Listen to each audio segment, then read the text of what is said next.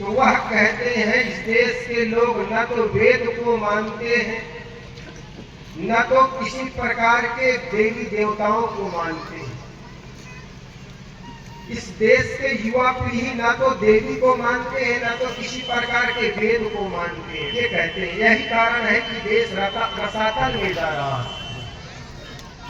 तो मैं कहता हूं जो देश न तो देवी देवताओं को मानता है, जापान और स्विट्जरलैंड दुनिया का बौद्धिस्ट देश है, न तो किसी प्रकार के वे देवी मानते हैं न देवता मानते हैं, लेकिन आज वे विकसित देशों में गिनती में किए जाते हैं। स्विट्जरलैंड इतना धनाढ्य है कि भारत का ब्लैक मनी वहां पर जमा है।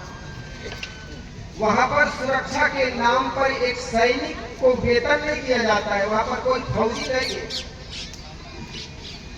फिर भी जो देश इतना सुरक्षित है, हमारे यहाँ करोड़ों रुपए फौजियों के नाम पर खर्च किए जाते हैं, फिर भी आज असुरक्षित है।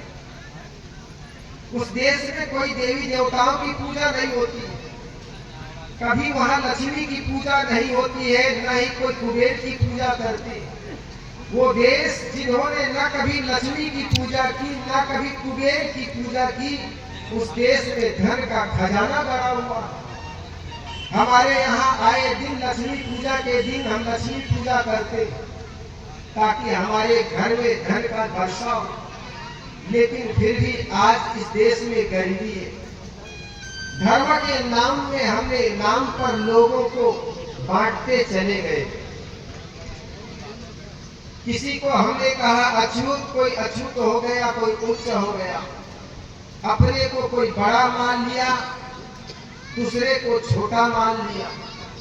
इस देश का दुर्भाग्य रहा है, इस देश की वर्ण व्यवस्था, जहां पर उत्पादक को छोटा माना गया और उपभोग करने वाला व्यक्ति को अपने को बड़ा मान लिया। कैसी व्यवस्था रही, और इसी व्यवस्था के चलते हजारों वर्ष तक चला। आज जब समस्या आ जाती है, हम चले जाते हैं तथाकथित पंडितों के पास। सदगुरु कबीर कहते हैं पाछे लागे जाई था,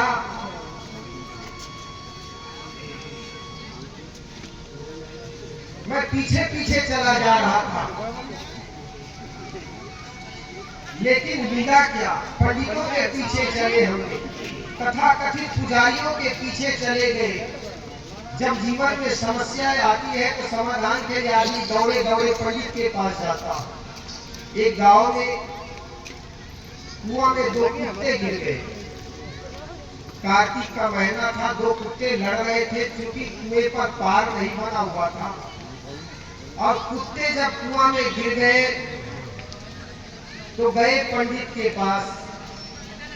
जब भी जीवन में कोई समस्या आ जाती, आदमी दौड़े दौड़े जाता है पंडित के पास। पंडित जी गांव में जल संकट हो गया है, पानी की बड़ी किल्लत हो गई है, कुआं में कल कुत्ते गिर गए हैं।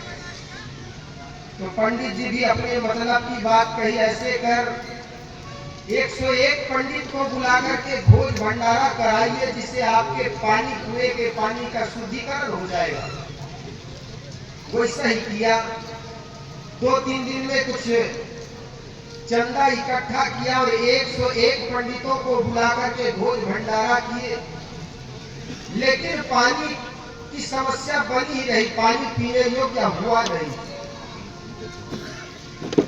लोगों ने सोचा ये पंडित अच्छी समस्याओं का समाधान अच्छा किया नहीं, दूसरे के पास गए। दूसरे भी पंडित वही बताए, दूसरे ढंग से बताए। उन्होंने कहा ऐसे कर योग यज्ञ होम हवन कीजिए। वो यज्ञ होम हवन भी किए, फिर भी कोई समस्याओं का समाधान नहीं हुआ। तो सोचा यार ये दोनों पंडित तो गए काम से, तीसरे के पास चले गए। तीसरे के पास गए तो तीसरे पंडित ने कहा यार कुछ किए। उन्होंने कहा 101 पंडितों का भोज भंडारा किए, और क्या किए? कहे यज्ञ होम हवन किए। कहे ये दोनों खराब, ऐसे कर श्रीमद् भागवत कथा कराइए। तो गांव के लोगों ने फिर चंदा किया और चंदा करके श्रीमद् भागवत बैठाए और किए। तब तक 15 दिन हो गए।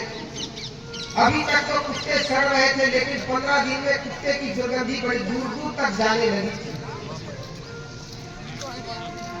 और 15 दिन बीतने के बाद भी कोई समाधान नहीं मिला। उस गांव में एक संत फक्कड़ संत आए। संत ने देखा इस गांव के लोगों के चेहरे उतरे हुए हैं, बात क्या है?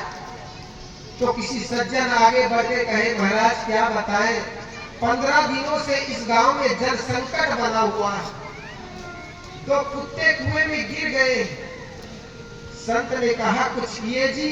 उन्होंने कहा महाराज करते करते तो आधे दर्जन कर्मकांड कर लिए, लेकिन समाधान मिला नहीं। कहे क्या किए? कहे श्रीमद् भागवत बैठाए, वो भी कर लिए। 101 पंडितों को बुला करके भोज भंडारा कराए, यज्ञ होम हवन फूल मिलाकर के हमने आधा दर्जन कर्मकांड कर लिए, लेकिन कोई समाधान मिला नहीं। संत ने कहा वो दोनों कुत्ते को निकाले कि नहीं निकाले जी? उन भक्तों ने कहा बस बस यही काम नहीं किए, बाकी सब कुछ कर लिए।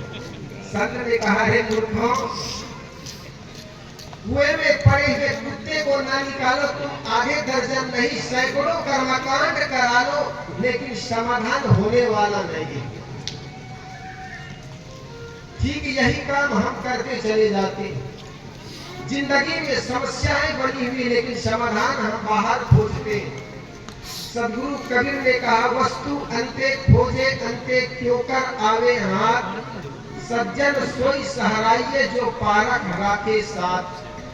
जीवन में समस्या है और समाधान खोजते हैं बाहर, और बाहर बताने वाले भी ऐसे समाधान करने वाले लोग मिल जाते हैं। एक लोटा जल सारे समस्याओं का हल। फिर तो लगे पूरे गांव भर के लोग शिवलिंगी में पानी डाल दो। जो बच्चे 3 बार फेल हो गए, वो भी जाकर के सुबह 4 बजे उठ करके शिवलिंगी में पानी डाले जा रहे हैं। प्रदीप मिश्रा के लड़के ही 8वीं में फेल हो गए और आपको मंत्र बता रहे हो। जरा सोचो इस देश की कैसी विडंबना है। धर्म के नाम पर हम कैसे कैसे कृत्य करते चले जाते, और फिर हम सोचते हम धार्मिक हैं।